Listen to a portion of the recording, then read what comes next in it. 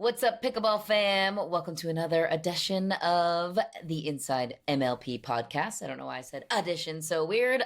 Mish McMahon alongside my counterpart, Tyson Apostle, number one godfather of pickleball podcasting and number two trendsetter in the sport, second to Paris Todd. Sorry, Tyson. I know. Sorry. It's okay. Killer guest on this week. Yes. One of the champs. Literally a killer.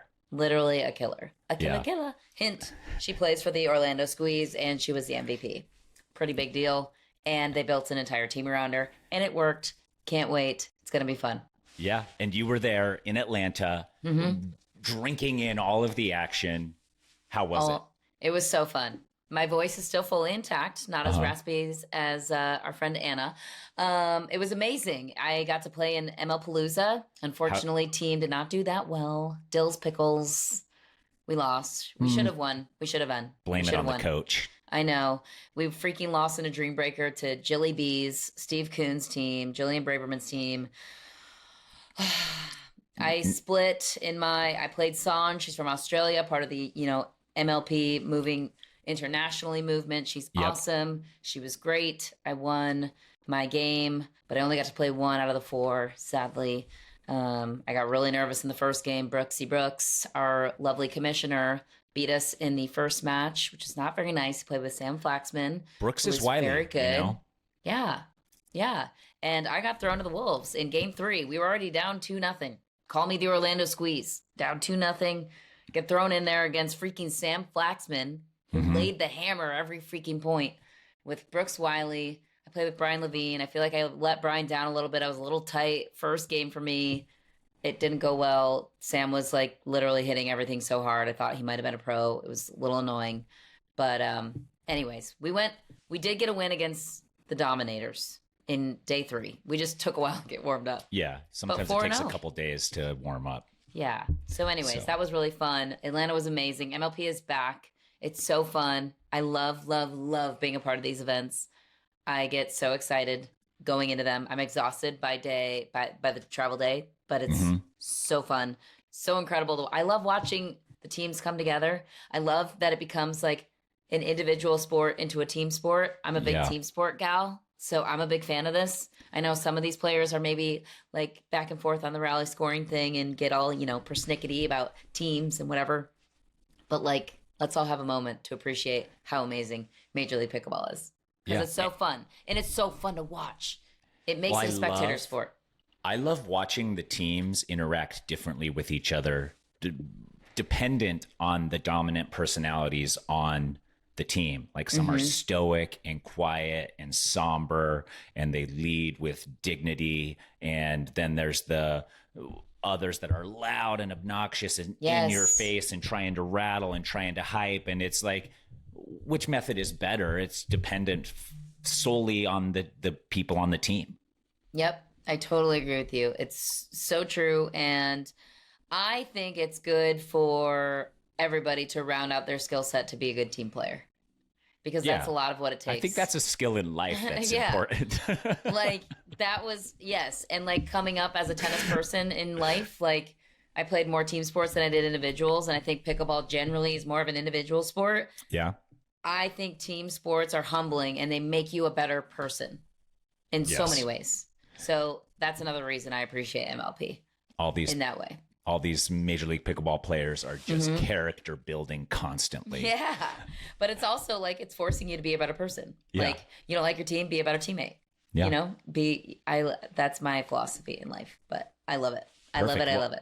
Well, I can't wait to get to all of your hot takes at the end. Hot takes, reads, whatever you want to say at the end of the episode after we talk like to a general synopsis of who disappointed me. Yeah. Okay. Ben Johns didn't. I won't say that. I know we'll never go against Ben Johns again. But I was with him. Remember? You were. I was like, you cannot discount Ben Johns. Absolutely did. I did have the Orlando Squeeze coming out of Group A at least. You did. Very powerful. Very powerful stuff. And they gave me a hat this weekend. Thanks, Orlando Squeeze. Big fan of the DeVos family. They're from Grand Rapids, as am I. Great ownership. He was so present, Ryan DeVos, by the way. Yeah. The sideline of every Squeeze match, I like involved in the owner tent. Like it's really cool to be there too, to meet all these owners and just what their philosophies are.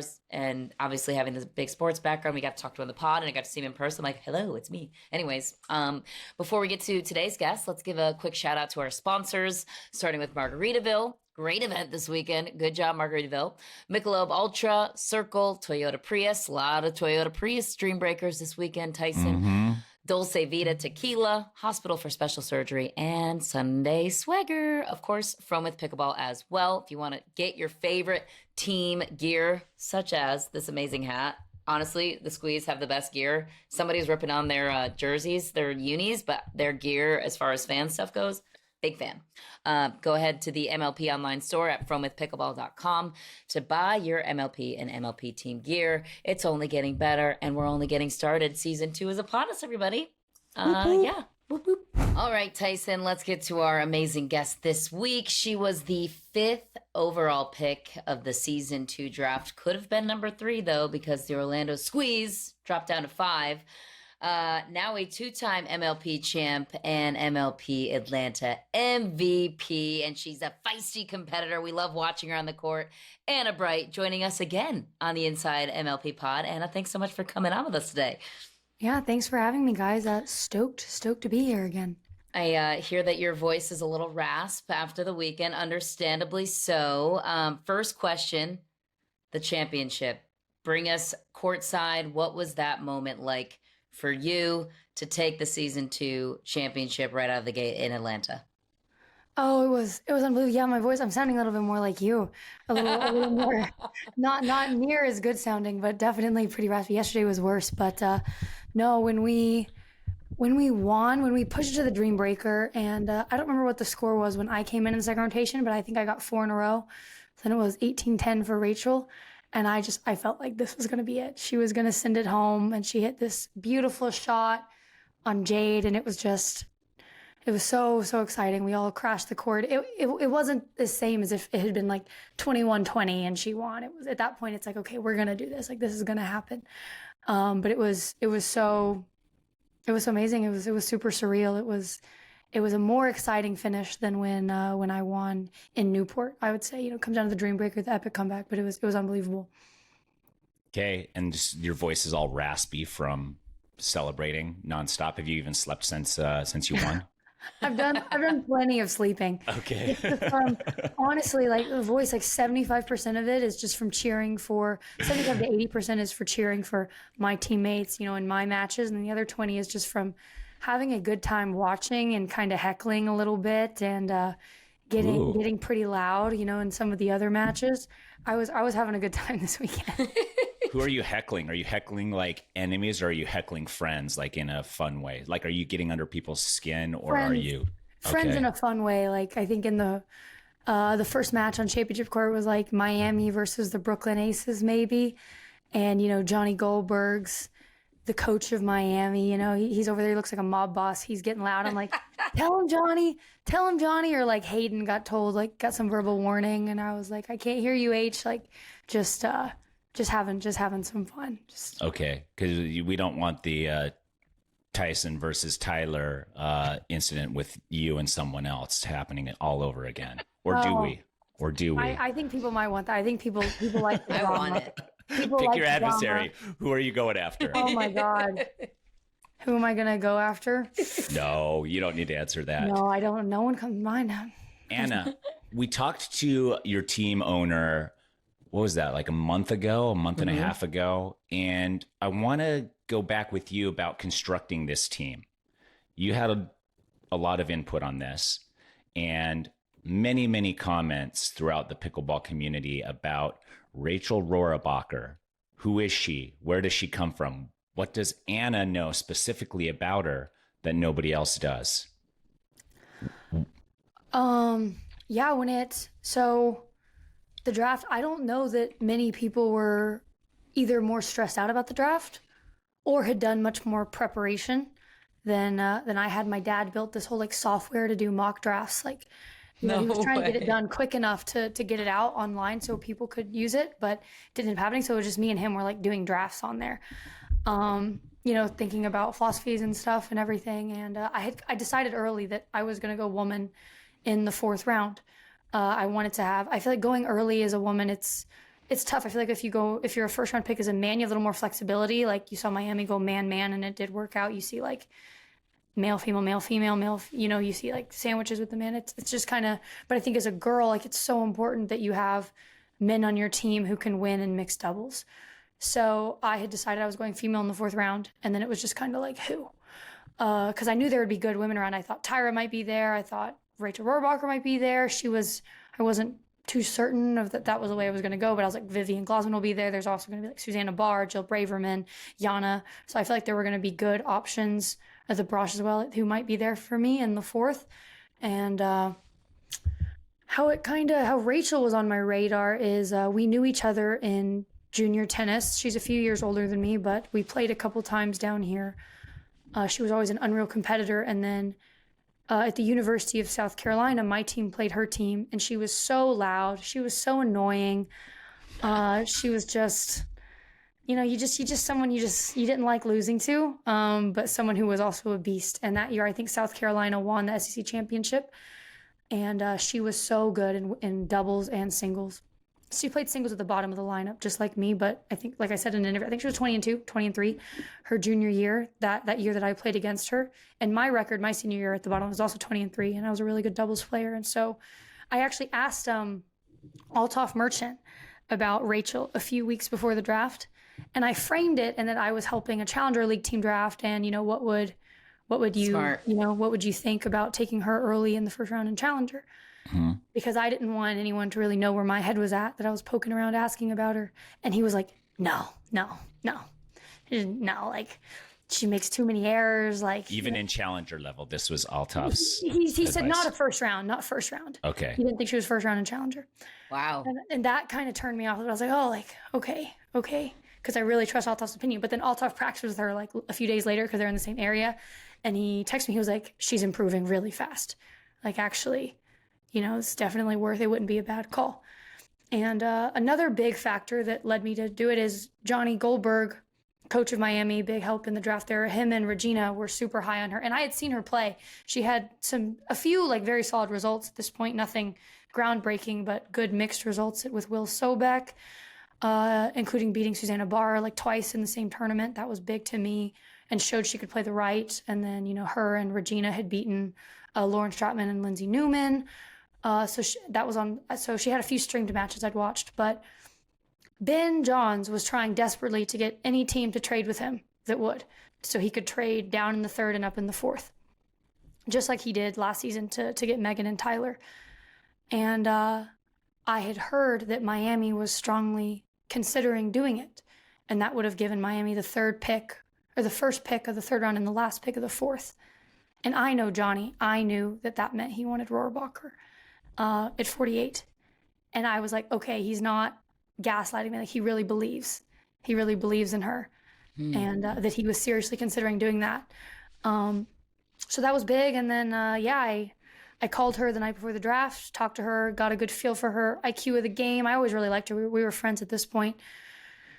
And I looked up the college tennis record, and once I saw that the night before, that I was pretty much the direction I wanted to go, because for those familiar with college tennis, at the bottom of a lineup on a good team, your entire job is to just win.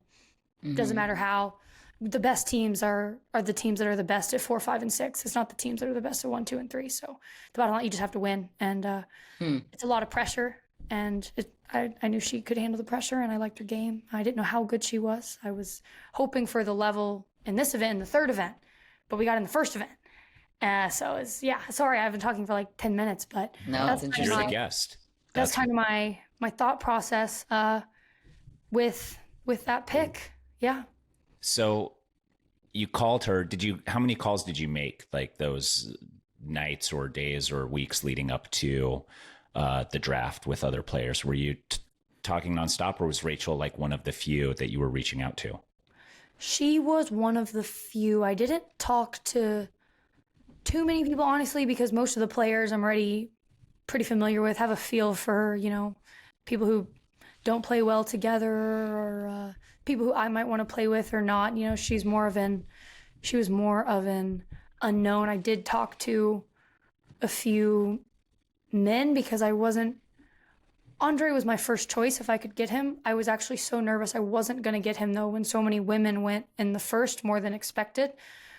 But then, like, two of the teams, like both Paris, both Atlanta and the Bay Area went female, which I was like, oh my gosh, especially when Miami went man. I was like, both Andre and Deckel are going to be gone. Like, what am I going to do? So I felt really fortunate with how that worked out. Yeah, I spoke to a few men. Like, I think I talked to Zane. I talked to Travis. I talked to Colin. I asked Colin. I asked Ben, can Colin play mixed doubles? And Ben said, like, when he wants to. Yeah. Was that a promising answer for you? Were you like sold? You know, I think actually in San Clemente, I think Colin might have gone 3-0 in mixed with Jesse. So I was feeling like Colin could play some mixed. Yeah. I tried to get a hold of Colin that night, but I went straight to voicemail at like 11:30. And I was like, okay, all right. He doesn't want it. No, not that. Maybe it's not meant to be. Maybe it's not meant to be. That's funny. What about, so interesting, I guess, intersection in the finals when you got to go against Vivian Glausman, former teammate I know for at least a year in college. You could have had her in the draft. What went into the thought process for you? I don't know if you've ever spoken on this, of why Rachel at that time over Vivian. Now it seems to like make a ton of sense with Rachel's upside, but then it didn't as much to a lot of people. So what was your thought process there? Yeah, a lot of people were questioning me on that one, and like, why didn't I go with Viv Glausman, who I'd played before, people had seen more of. But for me, that wasn't really too tough. I love Viv, but she is not very versatile as a player right now. For one, she doesn't really play the right that well yet. I think we kind of saw that in mixed. She's going to improve, but she's really uncomfortable over there. And like, I have said this before, like, she's a cross-court dink bot. You can watch her matches. She does not move the ball around. She does not hit dinks up the line. She only goes cross-court. Her attacks are pretty predictable. And after we played together in North Carolina, I sent her like things that I thought she should work on, like ordered by priority. And I just wasn't seeing as much improvement as I wanted to, like, by the time of the draft. And also just with my game, like at MLP, if I'm taking a woman in the fourth, I wanted to be the one playing the left side. So I wanted someone who had shown that they could, play the right. And also right before the draft, there was an APP, and I think she went 0-2 in mixed doubles, and just hadn't had any good mixed results. So that was the thought process there. I thought that she would get taken because I know there were a few teams that were thinking about, like a Vivian David or a Paris Todd, get a good right side female early and then round it out like with Viv Glausman or something in the fourth. But it just didn't make sense for the team that I wanted to build, because I knew that if took her, then I was going to probably end up playing the right. And with how she only dinks cross court, I wasn't going to see many balls. And I know she's working on that, but that I would say is currently just something she's got to get a little better moving the ball around. And I'm sure she will, but that was kind of my thought process on it. Okay. Let's get into the build up to Atlanta. Did you do anything special with this team outside of the normal to get ready for this event? I mean, I don't really know what other teams do, but Andre and I live like 40 minutes from each other. We had practiced mixed a few times, but honestly, nothing crazy, not near as much as we could have practiced. I think with all of the MLP, PPA drama and then the remerge, like, I just think it wasn't at the forefront of my mind as much to grind and to get reps in with Andre. But Rachel, actually, the ownership group was really fortunate. And I was in Orlando for the Yola clinics right after the Kansas City PPA for about a week. And they got Rachel there. So I was already in Orlando, and they did some media with me, and Rachel was there for a few days. And we played a ton of pickleball. It was all indoors. It was when there was the hurricane in Florida, and this event was all indoors. It was perfect. And there's tons of Yola signed women. And so I was organizing like money balls. We'd play, because the courts were busy with an amateur tournament during the middle of the day, but we were out there at like 8 a.m. drilling for a couple hours. And then I was organizing money balls at 7 p.m. where it's like everyone played with everyone. And funny enough, I'm going to plug myself. It's like I actually won both that I organized. you know, so I was kind of hustling people a little bit. um, but yeah, so we were playing a ton of pickleball for like 4 days when she was there, and that was kind of that. But I was feeling like better, seeing how fast she was improving, and we were playing really well together in those few days. But that's really all. Like, I didn't really talk to anyone too much. Didn't talk to Zane too much. Didn't get any games. We all got there like. We all started practicing together on Wednesday morning, so we had like 3 or 4 practices together before the event, but nothing. I would say probably about average. I think some teams did more, some teams did less, but probably about average, honestly. So going into Atlanta, you guys are in Group A with the Ranchers, Atlanta, and Bay Area Breakers, which people are calling Group B the group of death, but ended up being Group A who won. So let's talk about the first matches. You guys were unscathed, the only team that came out of group play 3-0. What was the, I guess, recipe for success early with you guys? Like, how did you come together so quickly with only, 3 or 4 practices under your belt to have that much success in group play? I think for one, I think everyone on the team, we really, really, really like each other. Very easy personalities. Good chemistry all around. I think I've come to realize how important that is, actually, just that you like all your teammates and you're comfortable with all of them and you don't feel on edge or anything. So I think that was huge. And I was not expecting Rachel and I to play so well together at all. All of practice, we had been switching around who played on which side, who's going to be on the right or the left. And I was asking every team we played against, every women's team, like, which side do you think I should play? Like, which side should we do? And Vivian David is actually the one who kind of convinced me that I should play the left. That's where I was leaning. Yeah. But she kind of, I think you should play the left. And that was kind of what pushed me towards that decision. But I don't know. Rachel and I were playing so well in women's. We were really, really dominant. I think our closest match was like 21-18 or 17 against Leia and Etta. And we were up 20-15, before the freeze. It's not a freeze kind of kicked in, but I felt like we're playing great. I think we also benefited from, the Ranchers came out a little slow in gender, so we built confidence. And then, we had Atlanta, who's not a bad team, but definitely on paper and by the results, not one of the best teams. So I think we benefited from a slow start, and then Bay Area was a tough match all around. But I think that playing women's first, we really set the tone there, and our men were really solid. And I just felt like our mixed clicked really well with both teams. We were really tough. I mean, all those matches could go either way, right? We beat Atlanta 4-0, but the men were down huge. Andre and I won like 24-22, 23-21 against Paris and Hunter. All of these matches can go either way. It's really, everything feels like such a crapshoot out there. But I don't know. I think we just gelled really well. And I think a big thing was Rachel and I were getting us that 1-0 lead, and then our mix was just super solid. The men were really good too, but I think us kind of getting up 1-0 kind of just set the tone for everything to kind of go well from there. You talked about Vivian David giving you advice here. Do you think she regrets that? And yeah, in the semis for sure. And do you think she regrets that? Like, is pickleball gonna come to a place where competitors are going to, or is it always going to be outside friendly like that? Like, because I come from a sporting background as well, and you keep your cards close to your chest. I think there are going to be more people who keep their cards very close, but I also think there's always going to be people who give very genuine advice. And I think Vivian David will always be one of those people. I gave Miami my very genuine advice on what I thought they should do with which woman they should pick up. And I think that a lot of people were friends. I think a lot of people really like each other. There are people who it's not a negative. They just like to keep to themselves more. And I would say I'm not super, super, super close on a personal level with a ton of people in pickleball, but I'm friendly with everyone. I really like everyone. I consider most people a friend. And I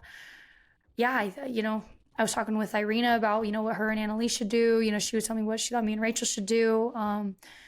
I think that all of the drama in the last month with the MLP side has showed me that I do have to start thinking this, is more of a business from the people who are really running our sport. They don't have the same they're thinking about things in more of a, wanting just what's good for the game and, how to make the most out of their investments. I think I've kind of learned that, but I think most of the players, we really do want the best for each other, for the most part, and maybe that'll change, but I think that right now that's something that's really special about the game. So going back to your run into the finals, you get the Arizona Drive in the semis. That one goes to a drink breaker. You guys proved to prevail, which on paper it seemed like the Drive maybe, I don't know what you would think if they had a even. I more would have thought it was. I thought we were even? like 55 probably, but Okay. totally within crapshoot range. Yeah, especially with rally scoring. And then you get to the championships, and a two-layered question. I guess let's start with the championships. Down 2 games. You guys seemed like out for dead at that point. You and Rachel got your first loss. You hadn't lost all tournament, right? I believe that was your first game loss. Then the guys lose. And then you have mixed doubles against DC with Riley Newman waiting in the wings for game 2. Game 3 is you and Andre, right? Yes. Yeah. You and Andre out. You take that one. What's running through your mind down 2 games? What are the discussions happening on the bench where you guys seem like you're completely out of this? Oh, I mean, it's with the format, you're never totally out, right? But I felt like losing women's doubles. I was like, oh, this is so bad, because I knew our men were really not. It wasn't a good matchup for them. So I felt like women's in the toss. I've talked about this before, like against Ben Johns, you got to win women's doubles, you got to win the toss. And if he has a decent singles team, which he did last season, this season it seems his team is a little weaker, but still a great team. So you still don't plan on beating Ben. We lost the toss against Riley. So it's similar. It's like, I'm not really planning on beating Riley. It's like, we have to win women's, have to win the other mixed, and need to force the dream breaker. So we lose women's, and I'm immediately like, oh no, this is so bad. We lost the toss, we lost women's, this is not good. And so we sent out myself and Andre first, and they sent out Jackie and Christian. And that's not a gimme for Andre and I. Like, those two are playing great. Jackie is so tricky. And Andre hasn't seen her because he's been playing on the APP tour, so he was kind of unfamiliar with her game and in a lot of her attacks, and so I think that played to their advantage.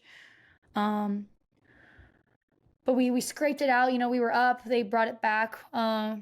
Christian had an overhead, not an easy overhead, but he did have an overhead on match point, and we kind of scraped through that one. But then that whole mixed match, really tight for me and Andre. Zane is like coming up to us, and he's fired up. He's like, get me a mixed match, and I'm gonna win. We're gonna win. Get me this mixed match.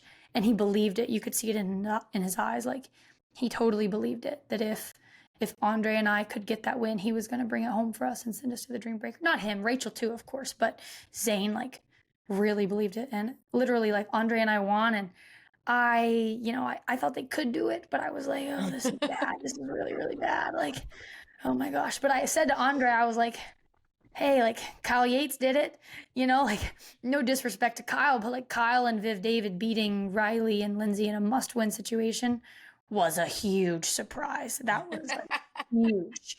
That was inspiring.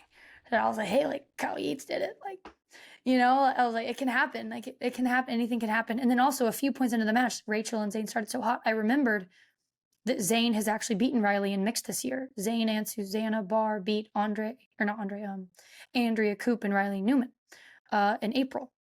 I remember that it was like early, like 5-3 maybe for us. Mm-hmm. And then I started to like believe. I was like, oh. And also, just like I said, Andre wasn't familiar with Jackie. Riley has never seen Rachel play. He does not realize how hard she hits the ball. And I think we saw that a lot of his attacks were coming back harder than he expected, or she was shutting them down. And that was a problem because James and I lost to Andre and Rachel at TOC, and we just were not expecting or used to the pace that she brings. I think Memes of Pickle did a funny post about like leaving the ball high to Rachel's forehand dink, and it's just people like scared for their life. Like, it's true. She hits the ball so hard. It's crazy. Like, when we do hands exchanges, like, I'm a far more refined player than her. I've just played a lot more. I have a better feel for patterns and stuff, but raw power, like, there's no question. This girl hits way harder than me. I can't stay in hands with her. If I make it like 4 or 5, I'm like, I'm resetting the ball. It's like, this is not a good situation for me. And so I think that really played to our advantage. And, you know, I don't know if I could say this, but she's got huge balls. I mean, you said it. I said it, you know, you guys can edit it out, but well, you know, Ben said it in Spanish in an interview, so you're fine. Right? So, I think you said a lot more than that in Spanish. And that got posted everywhere. So I'll just say it with my chest. I'll just say it in English. But yeah, and I thought Zane played unbelievable. Like Zane didn't get tight. I didn't see Zane get tight once all weekend. Like sometimes he wasn't playing his best maybe, but he was never tight. He was always swinging at 100% in the Dream Breakers in tight mixed situations. So I mean, when they won that match, it was like destiny. Like we weren't going to lose the Dream Breaker. Right. And I think they felt that too. I think they were playing tight. They were playing like reserved in the Dream Breaker, whereas we were largely just swinging really free. And for myself personally, that's something I'm really proud of. In both Dream Breakers we played on Sunday, because I feel like Dream Breakers are about, you know, being clutch and not making loose errors and like still swinging. Like Leigh was playing a Dream Breaker against the drive, and she like screamed, she's like, don't be a B word. And that's so true. Like you have to still swing. You can't just play to you can't miss returns or serves. It's better to be tight than to be making errors like that and to be pushing.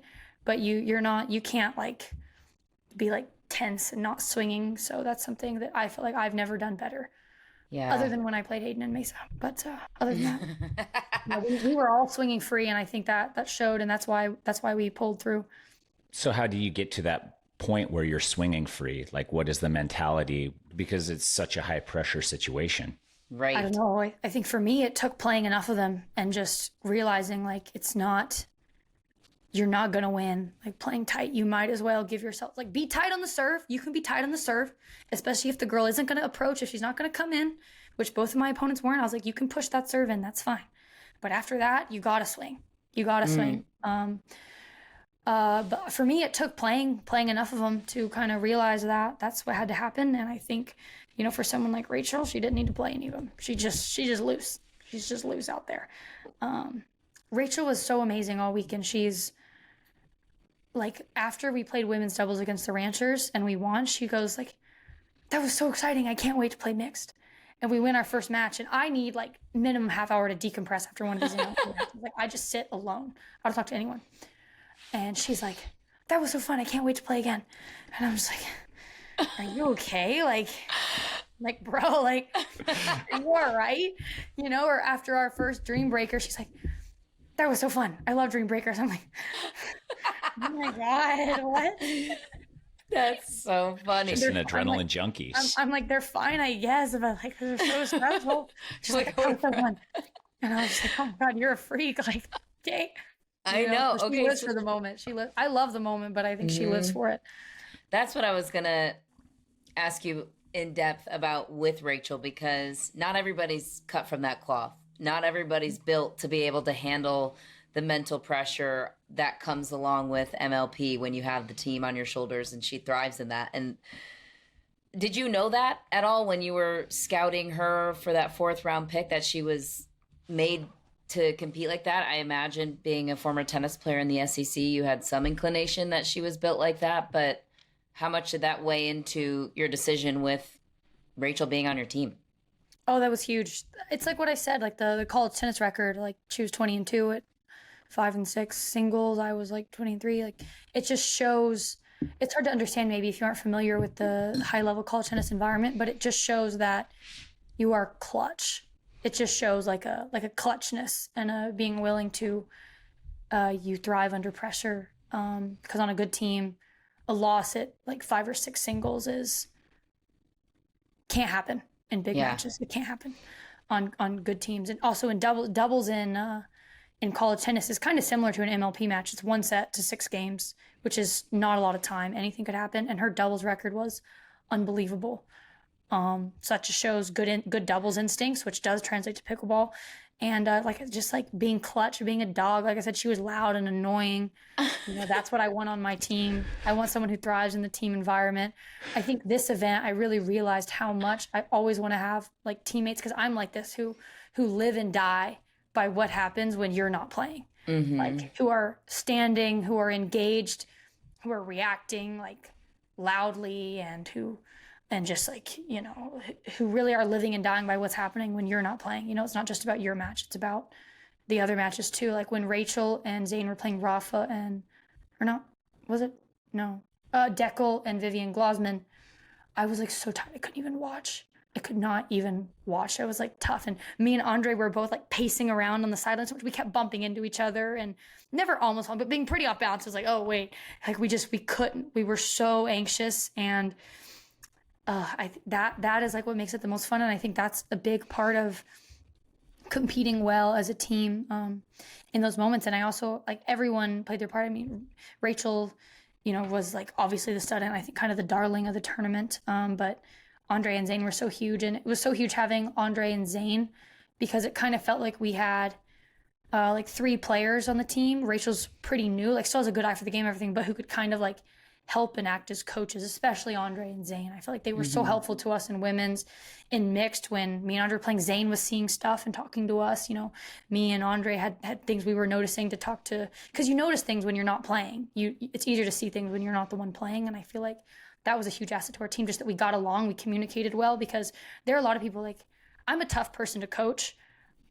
Generally coaching pisses me off, but everyone we had like didn't aggravate me at all. I listened. It was great. I had the same with Tyson, with the Hustlers, which was huge. You know, we communicated well and everything, but my cautions coach, I did not like getting coached, but it was great. And I also Zane isn't going to get credit for this unless I say it, but the call against the drive that I think might have won us the Dream Breaker to have Andre play Julian. Yes. And Zane play Deckel. That was all Zane. Because Julian was announced first, we were responding, and I was thinking Zane, right? Like our best singles player against their best singles player. And Zane was just thought about it for a second. He was like, Andre, I think you should take him. He's not even tight. This guy's not even tight. He's like, I like Andre here. He's tougher to pass, and that's what I'm not good at. And I was like, are you sure? And Andre was like, are you sure? And Zane was like, yeah, I got Deckel. Whoa. And then I was like, thought about it, and I was like, because I was like, is he crazy? And then I thought about it, and I was like, well, actually, because Zane had been returning Deckel's absolute cannon of a serve, like all match, hadn't missed one return, had hardly hit a bad one. And Deckel hits with a lot of slice, which we saw. Zane was doing things to a pickleball I have never seen. And that was largely because of, you know, the way Deckel plays. And Zane was totally right. So that's it's a big asset just to have players who like care a lot and who are seeing things actively when they're not playing, and who like just have who are really like smart players. And I think that was a huge asset to us. Like if Zane hadn't spoken up or hadn't been comfortable, or, you know, just hadn't even had those thoughts, I think we would have gone the other way. And I think the Dream Breaker might have not been ours. Yeah. You never know, but right. that was a huge call by Zane. Yeah, it was. Forgot about that one. Yeah, I mean, there's so much that goes into that, right? Like on that Dream Breaker, you're looking at also like forfeiting a point or two to gain 3 is also something that you probably have to calculate with each and every matchup. Are you crunching numbers like that as well?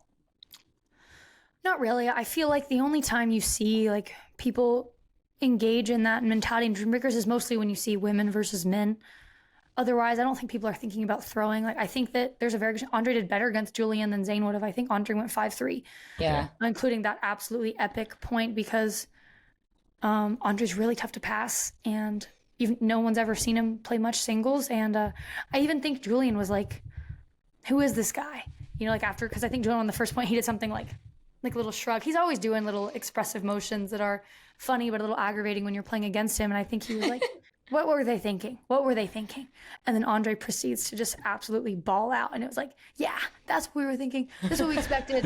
How we expected. I was expecting not this good, but we, you know, so I think you only see people in that sacrificial mentality when they put women versus men. Otherwise, I think people are just trying to do like the best they can. What about you in that same semi? You matched up against Glosman, I believe. What went into that decision to put you? I mean, was there anything to do with you being former teammates, or was it just like 3 and then 4?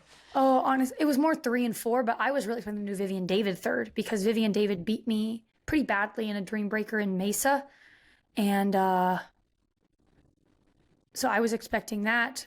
But then they put Vivian Glasman. It actually kind of threw me for a loop. I was like, should I play Viv David? Like, because I considered Vivian David to be the better singles player of the two. I think me and Rachel are pretty even, but I had just had more Dream Breaker experience. And then Andre was like, oh, you own that? Then I was like, okay, I own that. Okay, I'll go third.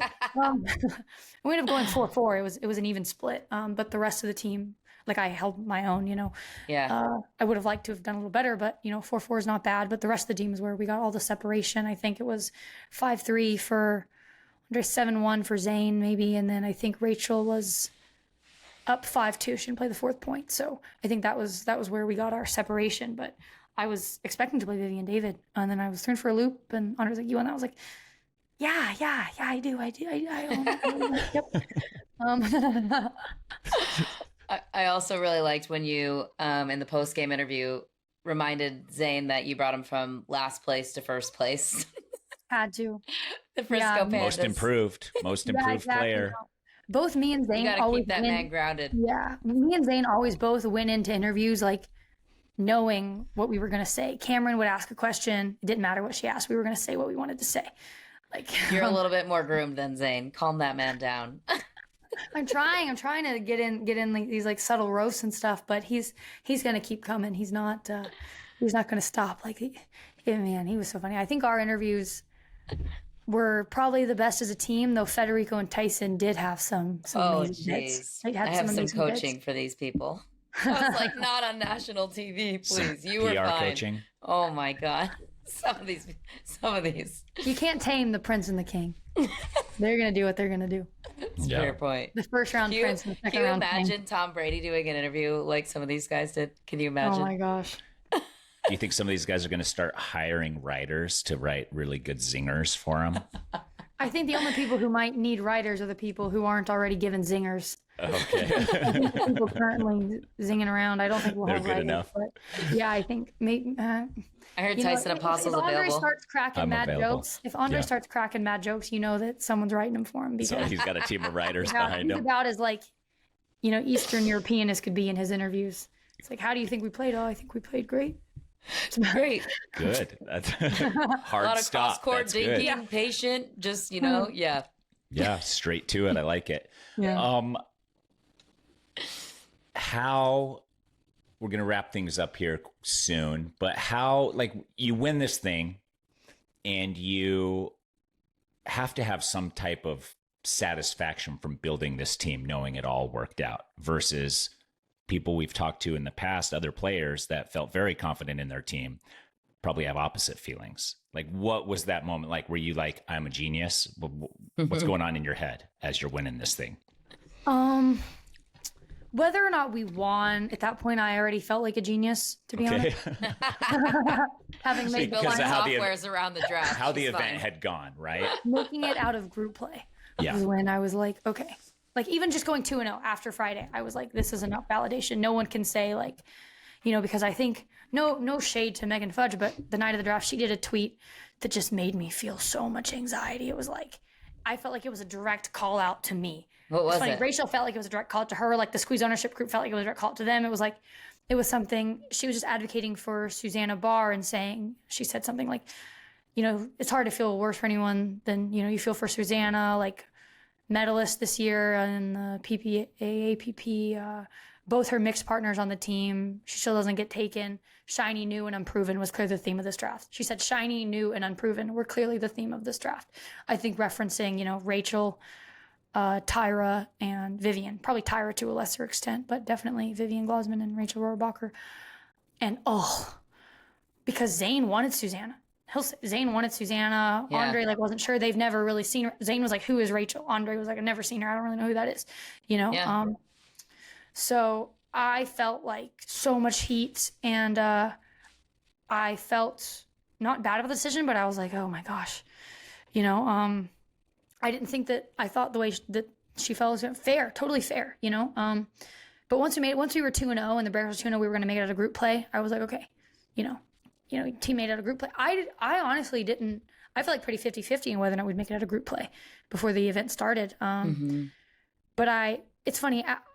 after the first season with the Hustlers, when we made the final, I overperformed isn't exactly the right word, but I felt like we had gotten so lucky. We did. We were 1-2. We scraped by through Dream Breakers to make the final. You know, I felt like we had gotten so lucky. In this event, you know, having won it, the only match I really feel like we got like lucky is the final. But it wasn't even, I don't feel like we were that lucky to have made the final.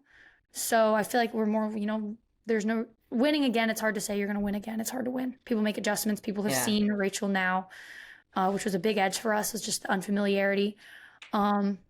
You know, everyone knows my game, right? But people have seen like me and Andre as a team now, you know, whereas all these teams are new, but now everyone can make adjustments. There's film. But I already, by the final, I already felt like a genius, but I feel like more of a genius for sure. But no, I mean, a lot went right. Everyone has to play well. And, you know, next event, we may not make it out of group play. You just never know what happens. And then people have a very short memory, I have learned in all sports, you know, but in pickleball, you know, it's no different. And now I'm the one who, you know, I see comments and stuff, and people have a short memory. So we'll see, which is good and bad. It's good and bad. It's good and bad. Yeah, But short people, memories are good and bad. I have to shout out one particular YouTube account who was talking mad trash. There's a YouTube account called Feel the Squeeze with a little squeeze logo as their profile picture. And they were talking mad trash. They were like, I knew we should have taken Catherine. I knew, like, Rachel Robacher, horrible pick. Why'd we do that? Oh my god! I was seeing that in a few live stream, you know, especially those people are the worst in those I'm comment like, feel sections. the squeeze. Like, you should be, you know. Yes. I'm thinking, like, as a fan, you got to be like, celebrating. You know, don't say your real feelings. Only gas. Only try to inspire confidence. So I haven't watched any of the matches back with comments. I generally don't, but I don't know why I was in Beer City. But shout out, Feel the Squeeze. I hope you're happy, and I also hope that go back to your mom's basement. Yeah, no, everybody unsubscribe from that. I would never say that. I just hope that I'll say that for you. they can say that maybe I'm not dumb or wasn't worthy of the 5th overall pick. The 3rd overall pick would have been different. I'm really glad I convinced, you know, and that it worked out that they were able to trade down a couple spots, because else we wouldn't have gotten Andre Diascu, because Catherine had told me that she was going to take Andre if he was there. So it was so huge for me to get taken after Catherine, so I could do that. But I just think it's fascinating that I was able to like be head to head, like number 3 Riley, where Anna Bright could have gone, and that like you guys were able to resolve that. I mean, like you said, rally scoring, who knows? You match these two teams up 10 times, what happens? Who knows? But I just love that it was like the trade was resolved right there. Like, who won the trade? That was cool. I suppose, but like, if we play that match 10 times and we don't win women's doubles, we're losing that match. Like, honestly, like 8 out of, I don't know about 8, that might be high, but women's doubles determines that match. We were very lucky to have won without having won women's. But so Rachel and I were talking about how we're going to get better to beat the Kawamotos, because if we play DC again, like, we cannot bank on a win without winning women's. We got to win women's. Yeah. So you're already prepping for the next event. Thinking about it a little, but not too much, honestly. I mean, not really. It's just a fact. It's like, I've lost the Kawamotos a few times now. I got asked right after the event, who's my least favorite person to have in front of me. I said Jade Kawamoto, like, straight up. I can't stand her. She's so annoying. So sneaky. She knows what I'm going to do. And I feel like I hit the ball harder than her. That's just a fact. And I'm bigger than her. I'm taller, you know. I got more reach. And I just can't blow her up. And it's so frustrating. I can't stand her. I'll say it to her face. You know, actually, I have a group chat with Jackie and Jade, and they sent me a photo yesterday of them. It was like mood, and it was just throwing the bottle of orange juice in a trash can. And I was like, I just said, like, no need to throw it away. Just give it to Rachel, because they live in the same city. Oh, that's hilarious. Yeah. So, so we're really good friends. Zinger. We love them. Yeah. They're so nice. Funny. I can't stand them. I got to figure it out. I got to figure out how to take the Kawamotos down. They're so good. Used to do really well against them last year, but they've really improved, and they're really giving me trouble right now. Yeah. I think they're giving everybody trouble, to be fair. Yeah, absolutely. They've got defense and offense now, which is... Yeah, very tricky offense. Very tricky. And it sounds like they waste orange juice. They're wasteful. They're horrible. They're horrible. Give it to Rachel. Rachel can use it. Rachel will drink it all day long. Yeah. They also had it was like the tropical orange juice. It's it's like with like pineapple. I'm like, what the heck is that? Oh, I don't I'd like drink that. it. Probably tastes good. Really? Pineapple orange? Come on. I'm a purist. Okay, pure orange juice all the way. Yeah. she's Okay. a Florida girl now. Well, you were both in Atlanta. I was not. I was absent. I was on my couch watching. Boo.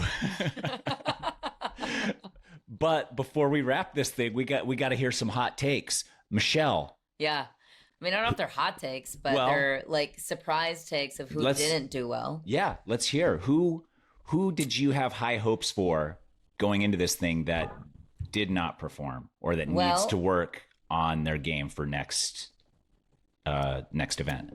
Well, I'm never going to give anyone advice because if I can't play to that level, I can't give out unsolicited advice. I can give my observations, though. I can. Anna can. She's here with us. And one of the teams you play very, very frequently with, Utah, was my team from the get. Right. Group B was kind of a gauntlet. I just was obviously no AJ on Saturday. That's a loss. Thomas played out of his mind. I thought Thomas was an underrated pick. Annalie and Irina, I felt would have maybe come together. I mean, I didn't look exactly at all the scores, but Utah missing. I couldn't believe that. Yeah, I think that that team kind of righted on the Irina pick in the second round. I actually talking to Annalie a little after the draft, I was very surprised and happy that she did not take Jade Kawamoto there. I think if she takes Jade Kawamoto there, yeah, I think so. I think they want no disrespect to the GOAT, but Jade and Annalie is such a scary team because Jade is just a backboard and doesn't get tight and just makes balls, whereas Irina is a little more prone to, higher peaks and lower valleys sometimes, which is her peaks is why she's done so well at MLP. But I think with Annalie, the scariest thing is just someone who is solid as a rock. Yeah, that's a good point. They lost. So it came down to the match between them and Dallas, which is another team that I was a little disappointed by, which Anna probably has deeper insight than me. But they were split. They lost to Chicago in a dream breaker. They're in a situation where they win and they, I believe, would have advanced. And then they dropped the match to Dallas Pickleball Club 3-1, who Dallas then would gets us to our next disappointment. I think with the team that they had, they significantly underperformed. I think with Callie and Elise, that's a duo that you could speak to, Anna, playing regularly. It's not common that you have a group that's used to playing together. And I think that's such an asset to take advantage of. Now, granted, when you have Annalie in the women's section in that part of the draw, maybe a little bit at James and Jay, I thought that was a combination that could have, getting Jay DeVilliers in the fourth round, I thought could have been a steal for them. So that's an underperformed team. Anna, what do you think about that one?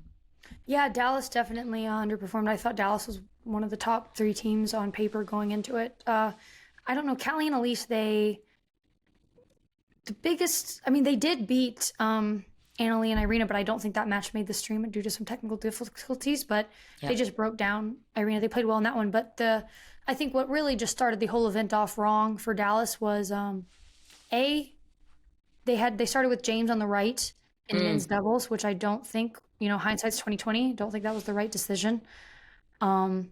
So that I think cost them their first 2 men's matches. They switched it in the third, and I think they were pretty dominant. There was no AJ, but they beat Thomas and Kyle Yates. But still, I think that was the best for them. And then I also think Callie and Elise losing against the Chicago Slice women to Lacey and Jessie was a surprise. And you just can't have that. You can't have that against Ben's team. And that's a team that I would favor Callie and Elise to win the vast majority of the time against, just because of familiarity and just kind of game style, I would have thought. So I didn't watch it. Yeah. But I think that kind of started them all off. Those 2 things kind of started them all off on the wrong foot. 24-22 was the score of that one at really noon on Friday in Grandstand. And then, to your point, then it could have gone either way, but then you could just tell it made everybody tight all the way through because, again, the pressure of Ben Johns. And that is... then they play Riley Newman in the next match. And like, I think it was a mistake to have James on the right. They were, hoping for the same success that James and Tyson have had with him on the right, but I just don't think it was a play in this situation and in this format that favors aggression more so. I think you want James where he can kind of dictate a little bit more. But they made that adjustment. But I think that's, I don't know. I think Dallas is going to come back strong though. I wouldn't expect them to make any changes to their roster. I think they'll just clean it up and, make that adjustment in men's. And I think they'll be super dangerous. Keep James on the left. I agree. The other team I was a little surprised by, I picked the Ranchers I picked Orlando and the Ranchers in Group A to be the top two there. And the Ranchers, I know there was a little bit of drama behind the scenes with, some players showing up, maybe not. I was really surprised with Dylan Frazier, Georgia Johnson, Travis Rettenmeyer, Lauren Stratman. I thought that their results might be a little bit cleaner than what they were. Yeah, I think they started a little slow. I got to be honest, Dylan plays worse in the first matches of the day, so I was happy to have the Ranchers in our very first match. Yeah. Because just knowing Dylan. 21-13 he lost to the guys. Knowing Dylan, sometimes he starts a little slow early in the not that 10 a.m. is early in the morning, but if I'm going to play Dylan, I want to play him in the first match of the tournament in the morning. Come on, Dill, wake up. He was my coach this weekend. Me and Dylan are very good friends. Told him to his face. I also did tell him that we were going to match up mixed, so I'd play him, and maybe we should have done that. But I just think it was a slow start for them. A slow start in MLP is so crippling, right? Yeah. Because then they lost their... Lauren and Dylan did have match point against Rachel and Zane to force the Dream Breaker, and then it's a totally different tune. The whole event might turn out differently if they win that Dream Breaker. Then they lose in a Dream Breaker in their second one, and then they beat Atlanta 3-1. But I think the biggest thing for that team was Lauren and Georgia going 0-3 in women's. That they gotta be getting some wins. Travis and Georgia are such a good men's team or women mixed team. They're so good. They're so tough. They fit so well together. I feel like Travis plays pretty similarly to J-Dub.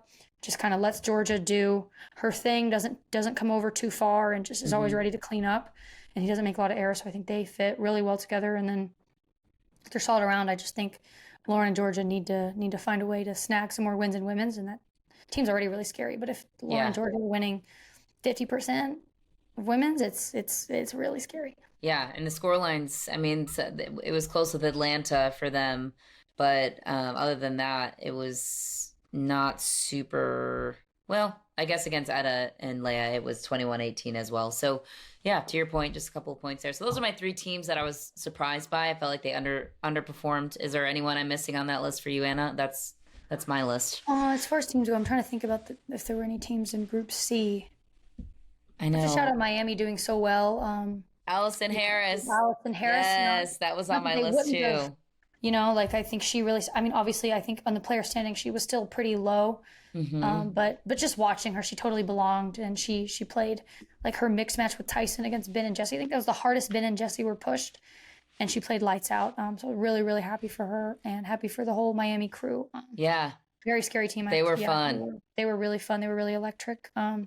I wish there was a little more pink on those uniforms, though. Oh my gosh! That's what everyone's saying. They have the best colors. Where they're gonna step it up. Orange, pretty cute, but pink, come on, we need some hot pink. Orlando is celebrated as the best logo, right? Yes, I've got my squeeze attire. And they gave me a hat and a crop top. They can have best color. That pink and black last season was so fire, right? I know, and who doesn't want to see Tyson Federico rocking some pink? Hot pink? That's what I'm saying. I think they're going to change that. That'd be a little exciting. Yeah. I would think that they change that. So I hope they get some pink. But any other Arizona? Well, Arizona. Columbus underperformed a little. I think Colin Johnson, J-Dub going 1-2, and then Colin not winning a mixed match is not very good. He decided he did not want to I guess amp it up for mix. Been said he didn't want to. For Ben's scouting report. But also Colin and Jesse did well, but Jesse and Megan are very different as mixed players. So I'm sure that was part of it, but it still is a little worrisome. Yeah. The Chicago Slice for me, I put on my notes, stop ever betting against Ben Johns. Do not Period. ever bet against. And don't I'm ever. like, because I didn't pick Chicago coming out of their group because You can't bet I against- was, I mean, you can't, you just can't. It's unbelievable that he effectively 98% guarantees you 2 wins a match. It's insane. And if Lacey and Jesse I think they're more likely to steal more matches than Eric and Lacey. Mm-hmm. But if they just if they just win, it's almost curtains. Mm-hmm. It's insane. So It's I'm crazy. talking to Lacey about it. She knows she didn't play her best. And neither did Jesse in women's, but they were right. They almost beat the Colorados. Like they made a big comeback against Annalie and Irina, but they just weren't converting. But and also against Miami, they gotta find a way to win some of those. And it doesn't matter that they're not the best singles team besides Ben. It's just the Ben Johns effect. It's unreal. Yeah. And the pressure that even when he's not playing, you're feeling pressure, I imagine, as the other team, because you have to win. Otherwise, you're guaranteed a loss when Ben is waiting for his game to come on after you. So it's just like, pretty much. It's endless pressure because no matter who's playing, because he's there. Then for Arizona, I thought Julian Arnold was like stepped up in a big way. He's built for MLP, clearly. He was a part of the winning team last year for the Super Finals. Morgan Evans, their GM, said it kind of nicely, and I think you're kind of this player too, where it's like you need an MLP format. You need a player that's like, as much as they feed off of energy, they also give energy too. And I think they're not always built like that. Players are not like, you feed off of the crowd and then you also give that energy to your partner. And this format, I think, is built like a pure extrovert. Yes.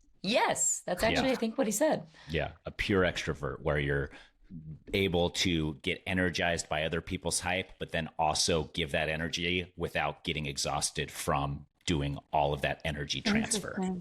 Because it's like a synergy thing, right? I definitely get exhausted. That's why I need half an hour post-match. But in the matches, you still feed your people. Like you're still because important. You're like, whether you feel that way, maybe you take your introverted moments off the court. Right. But like in the moment, in the match moments, it's like you're fueling your people and you're feeling the energy. So, I mean, I guess that could work against you too, I suppose. It's definitely super. I think Julian played so well. I was hoping that they were going to drive with Luce, the Bay Area Breakers, because we'd already beaten the Bay Area Breakers. I felt pretty confident in that matchup, but I just did not want the Julian Arnold experience. Like, thankfully we were able to send him packing, and I was so glad I finally beat him in mixed, because in both Mesa and Daytona I lost to him in mixed doubles in the clinching matches, like to end my team's runs. So I was really glad he didn't play his best at all in that mixed match, but that was fun. Finally. Yeah. Yeah. Sky, I can't beat him. But he plays so well. And then Miami. Oh wait, I have one more. Okay. I have to shout out Deckles, who Deckle played unreal. He did. And challenger level, hard eights, get a win. CJ Klinger. So sweet. 17 years old, and this man, I feel like, has freaking nerves of steel. I'm so happy for him. I don't agree with his college choice of Ohio State. That's fine. We can still be friends.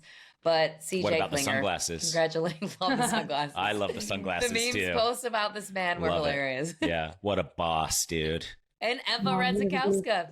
Again, she can't lose. She can't. So gotta give some love to the challenger level too. Yeah. I have to say though, the only time CJ did not have nerves of steel was against Megan Fudge in that Dream Breaker. I have never seen someone tighter.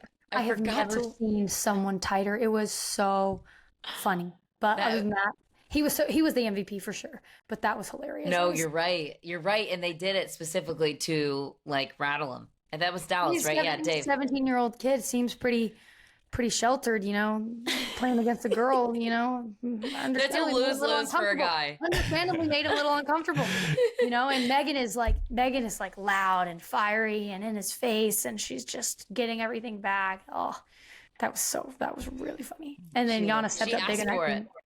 I'm sure she's like, did. Give me, I want to go first. And Dave was like, okay, all right, we're running with it. Yeah, she did. I think she was up 7-5 was her split, but the rest of the hard eights were able to kind of make up for that deficit. But Megan crushed it. She crushed it. So I think cool. strategically that's when he put the sunglasses on. He's like, I cannot look people in the eye now. I need to hide my be ice cold. That was it. Yeah. Maybe that was it. But it was I liked when they were happy like, for him. I liked when they put the side to side of like CJ Klinger winning MVP and winning MLP. CJ Klinger dropping the ball and losing MLP, and it was like the same reaction. Yeah. So good. Yeah. That's funny.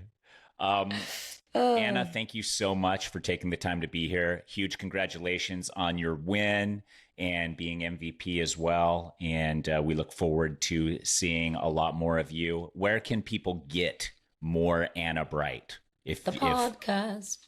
Oh, yeah. I have a podcast with Mr. Dylan Frazier called The Drop. Okay. I'm also on Instagram. I think my handle's here in my profile picture, and Twitter, AnnaBright108.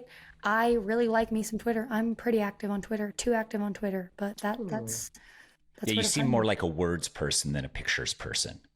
Yeah, I am. Like, I have someone who helps me with my social media, and you know, she does a ton of people's socials, but I still write my own captions. She writes other people's. I was like, Good. I got to get my voice out there. Yeah, that's the full Anna Bright experience. You can't have someone else trying to capture your voice.